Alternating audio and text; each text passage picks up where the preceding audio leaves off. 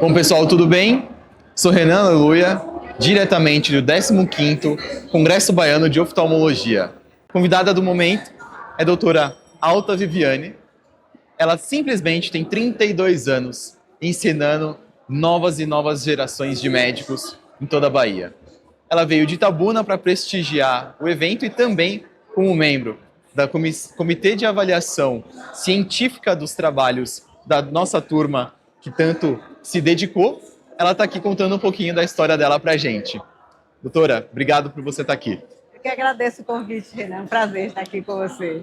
Queria muito saber, doutora, a primeira coisa, como é que era a medicina lá atrás, quando a doutora começou?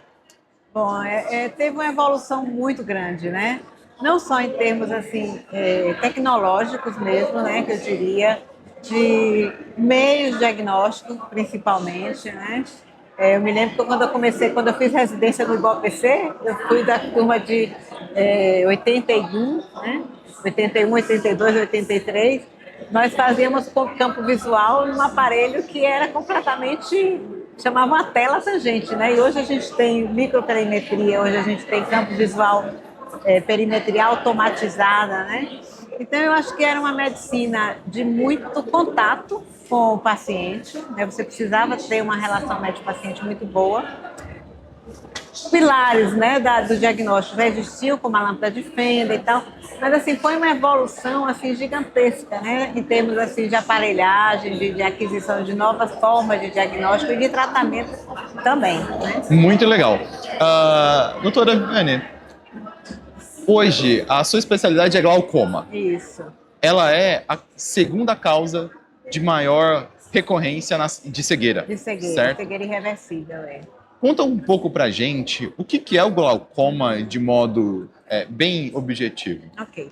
Glaucoma é uma doença do nervo óptico. A gente chama de uma neuropatia óptica e ela tem características que só existem no glaucoma. Alterações anatômicas, né, do nervo óptico que geram alterações funcionais, né? Então, até em relação a isso, o conceito do glaucoma, quando eu estava fazendo residência, era uma neuropatia óptica com níveis de pressão acima de 21 milímetros, aí outro grupo era 22, outro era 23, outro era 20, ficavam os grandes grupos de estudiosos da ciência colocando a pressão intraocular como parte do conceito, né? Isso mudou porque a gente descobriu várias coisas em relação a essa pressão ocular, a medida. Então, hoje é uma neuropatia óptica, cujo principal fator de risco, né, é a pressão intraocular aumentada, ligado à história familiar e, às vezes, alterações gênicas também. Então, o glaucoma é chamada de uma doença traiçoeira, né, porque a pessoa não percebe que está ficando cego, né? Diferente de uma catarata que ela não percebe que está ficando cego? Não percebe que está ficando cego, porque ele começa a perder campo visual periférico, né? Às vezes aqui em cima e ninguém fica olhando se está vendo o que está ali em cima, né? Às vezes aqui embaixo e é preservado o campo temporal, né? Então a pessoa vai perdendo e aí quando chega no final a gente chama de ilha central de visão. Em geral esse é um estágio muito avançado, né? Então, é uma doença que ataca o nervo da visão principal, o nervo óptico, e não tem ainda um tratamento que você restaure, né, essa conexão neural do nervo óptico com o centro da visão. E tem tratamento? É reversível? O tratamento é reversível assim. A gente tem dois grandes grupos, né? Não dá para falar de glaucoma em poucas palavras. Mas assim, se nós fôssemos estabelecer duas diferenças, seria um ângulo aberto, que o tratamento é eminentemente clínico, que é uma característica anatômica do olho mesmo, né? E o de ângulo fechado. O de ângulo fechado ele é mais abrupto, né? E precisa tratar rapidamente, normalmente com cirurgia. Já o de ângulo aberto é tratamento medicamentoso. A pessoa precisa ter uma consciência do que é a doença para que ele faça aderência ao tratamento, para que ele siga adequadamente esse tratamento. Porque senão fica o médico tentando dizer para ele que vai acontecer isso e o paciente, se ele não tiver uma confiança muito grande, ele nem vai acreditar, porque ele não se dá conta de que ele está perdendo a visão. Deixa eu ver se eu entendi. Não tem reversão, uma vez que fica cego. Isso. Uma vez que a pessoa perdeu toda a visão, que ela pode fazer? Ela só vai basicamente mudar o estilo de vida Mudar o estilo de vida. e reaprender É. uma nova forma de viver. Exatamente. A gente estava tendo aulas aqui hoje sobre baixa visão, né? Antigamente a gente falava de visão subnormal, hoje melhor falando de baixa visão, que a pessoa vai precisar aprender a se locomover de uma outra forma, a colocar mais contrastes em casa, se ela ainda tem algum pouco de visão, colocar contraste de cores para que ela tenha, né, saiba, por exemplo, uma escada, porque tem uma coisa amarela ou preta, para poder estabelecer essa diferença de contraste. E aprender mesmo a conviver com essa outra forma de ver. De ver. Né? De ver. De ver. Acomete mais pessoas da terceira idade? É mais comum acima dos 40 anos, né? Tem uma grande predisposição familiar, ou seja, quem tem parentes em primeiro grau, pai, mãe, avós com glaucoma, tem uma chance até de 6 a 10 vezes mais de ter a doença, né? E algumas características étnicas. Os afrodescendentes, eles têm glaucoma normalmente mais severos. Os asiáticos, eles têm glaucoma mais de ângulo fechado. Que mais? Algumas comorbidades. É a anatomia do olho, basicamente, de acordo com a etnia. Com a etnia, exatamente. Interessante. A pessoa que é afrodescendente, né, ela tem uma tendência maior a ter a gente chama de estrutura posterior, a lâmina crivosa, mais frágil. Então, essa pressão sobre o nervo óptico, encontrando menos apoio, digamos assim, ele danifica mais rapidamente. Além do que as pessoas têm córneas, em geral, podem ter córneas finas. Então, a pressão ela fica subestimada. Ele vai no oftalmologista, ele olha só a pressão e a pressão está dentro dos limites normais. Mas se você não correlacionar isso com a espessura da córnea, você vai estar, entre aspas, achando que está tudo bem, quando na realidade ela está subestimada porque a sua córnea é fina. Entendi. Entende? Entendi. E o raciocínio inverso. Tem pessoas que têm pressões acima de 22, 23 e a gente coloca no grupo de hipertenso ocular. Ele tem a pressão ocular um pouquinho mais alta, mas porque ele tem córnea mais espessa. Então a pressão ela foi falsamente elevada. Esse paciente ele pode ter um risco maior de converter para glaucoma, mas não necessariamente ele tem glaucoma, porque ele teria apenas a pressão ocular elevada, lembra que eu falei do grupo de risco, mas ele não tem a neuropatia óptica. Ele não tem o dano ao nervo óptico. Quais outras doenças que normalmente o paciente com glaucoma tem? Porque eu imagino que ele não vai ter só glaucoma, ele tem outras coisas também. Veja, é algo assim. O glaucoma primário de ângulo aberto, que é o mais prevalente, que acontece mais, né? Ele é uma doença multigênica. Então, tem N genes que estão envolvidos, né? N fatores. Glaucoma congênito é um ou dois genes que estão envolvidos. Mas assim, você dizer que glaucoma acontece mais em quem tem pressão arterial elevada ou quem é diabético, essas correlações elas não são muito claras, né? Embora a gente saiba que o diabético ele pode ter alterações vasculares, então ele tem uma chance de ter um glaucoma específico do diabético, né, que é um glaucoma secundário a alguma hemorragia retiniana que ele tenha, né? Mas o primário, ele não está associado com nada, porque ele tem uma alteração estrutural na malha trabecular. Então, a malha trabecular, ela é uma estrutura que só tem no olho, entendeu? Então, você não tem correlações disso com outros órgãos. Agora, por curiosidade, é muito normal o oftalmologista que é especializado em glaucoma, trabalhar do lado do profissional endocrinologista. Sim. Por quê? Olha, eu diria assim, que o endocrinologista, ele tem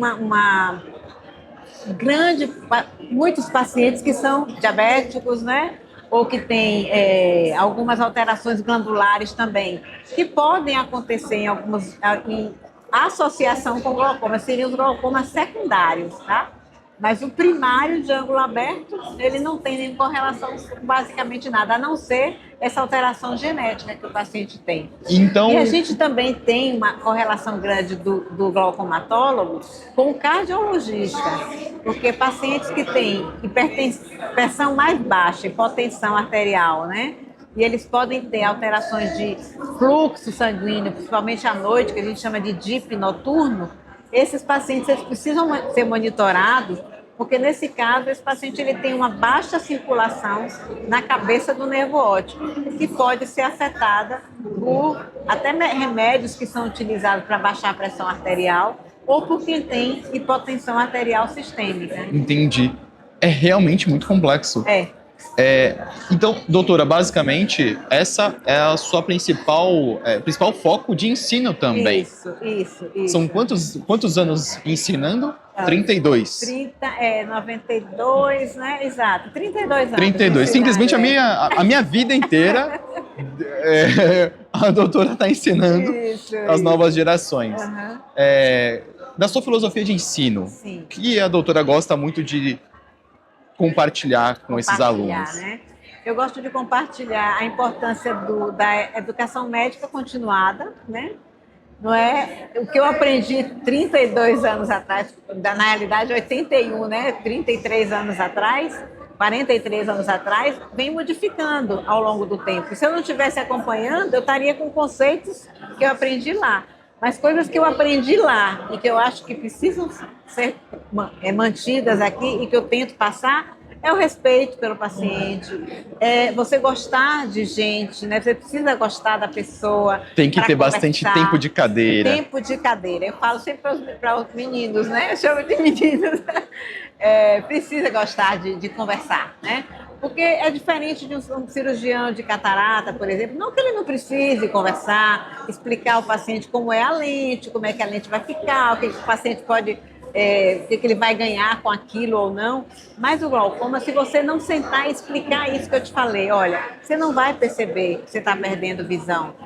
Quem pode perceber sou eu com você junto, se você vier, para fazer os exames que são necessários, para a gente avaliar se está tendo progressão, se a medicação que a gente passou, ela está sendo capaz de chegar num alvo que a gente imagina que é um alvo seguro, né? Porque o paciente chegou, por exemplo, com 30. A gente tem medicações que reduzem em torno de 30%, então você vai ver, ele vai chegar a 21, mas com 21 ele ainda tem lesão, ainda tem coisas a perder, então você precisa reduzir mais, então você tem que associar outra droga, né?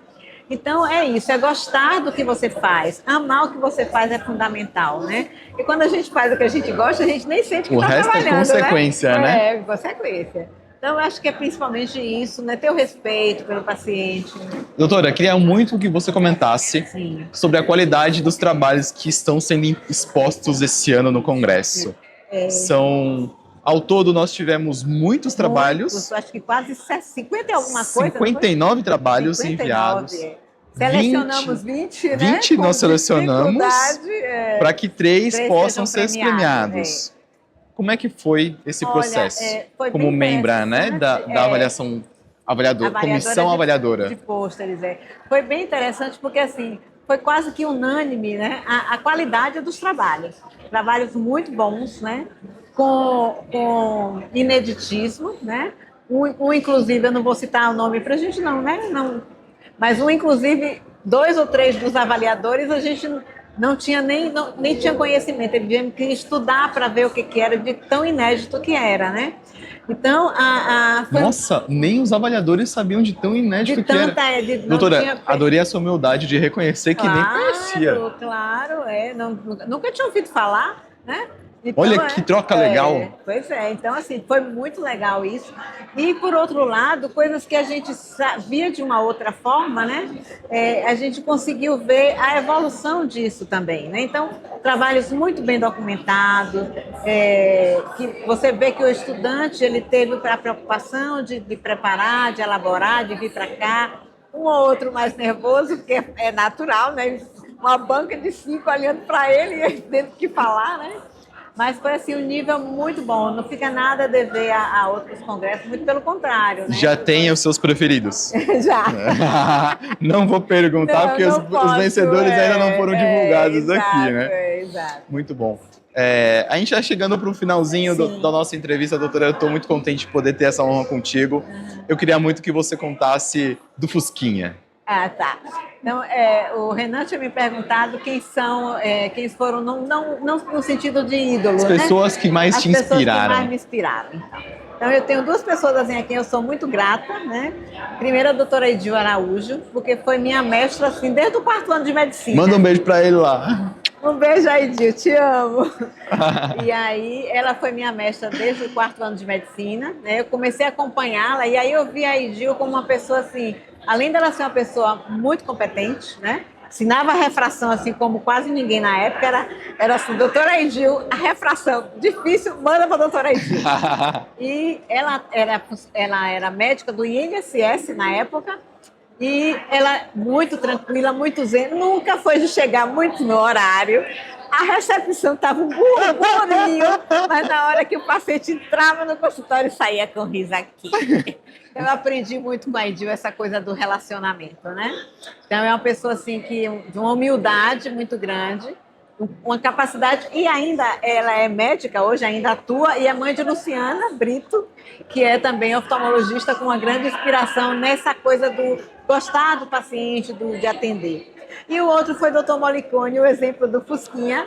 Eu e a doutora Daniela, nós somos colegas de o curso todo, e éramos internas de doutor Molicone. Acho que muita gente na Bahia ouviu falar de Molicone, que era um médico cirurgião assim de ponta, e ele era diabético juvenil na época, né? Ficou cego por conta do diabetes e ele se reinventou. Ele andava Salvador inteiro, na época nem tinha tanto recurso, mas ele andava com a muleta, ele reconhecia as notas, ele pegava o táxi sozinho, sabia quanto pagava, ninguém enrolava ele.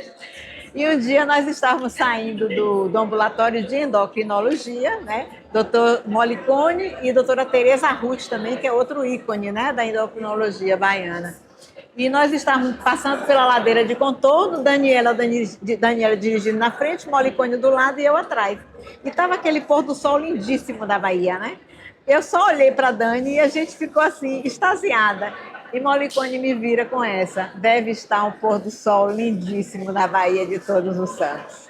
Então, essa sensibilidade é uma coisa assim que é inexplicável. Então, E ele não enxergava, beijo. né? Oi? Não Ele enxergava. não enxergava. Então, beijo, Moli, quando você estiver, que Deus ilumine. Pronto, Renan.